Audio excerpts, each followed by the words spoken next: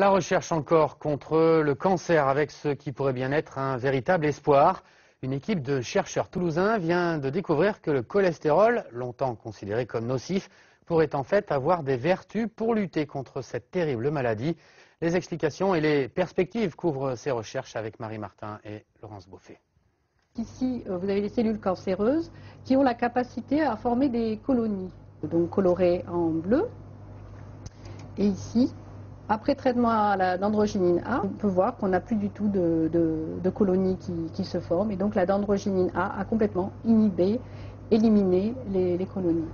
C'est une découverte paradoxale. Le cholestérol pourrait aider à combattre le cancer. L'équipe spécialisée dans le métabolisme du cholestérol au Centre de recherche en cancérologie de Toulouse a identifié un dérivé du cholestérol, une molécule baptisée dendrogyne A ou DDA, qui empêche la prolifération des cellules tumorales, voire transforme ces cellules en cellules normales. Son efficacité a déjà été prouvée sur l'animal.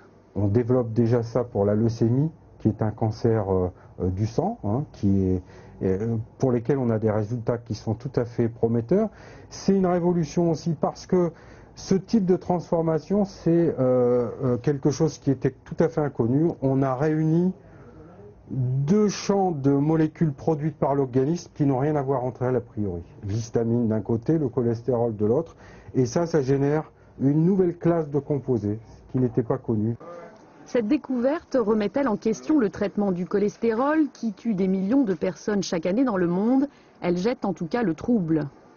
Forcément, on ne va pas voir le cholestérol peut-être comme étant quelque chose qu'il faut absolument inhiber, qu'il faut absolument éliminer, et qu'à partir du cholestérol, on peut avoir des substances qui sont bénéfiques. Et donc, il faut faire attention à ce qu'on fait. L'équipe de chercheurs qui associe l'INSERM, le CNRS et l'université Paul Sabatier espère réaliser les premiers tests cliniques d'ici 1 à 2 ans. La molécule, brevetée, a été mise au point par une société toulousaine partenaire du laboratoire. Un nouveau médicament est peut-être en train de voir le jour.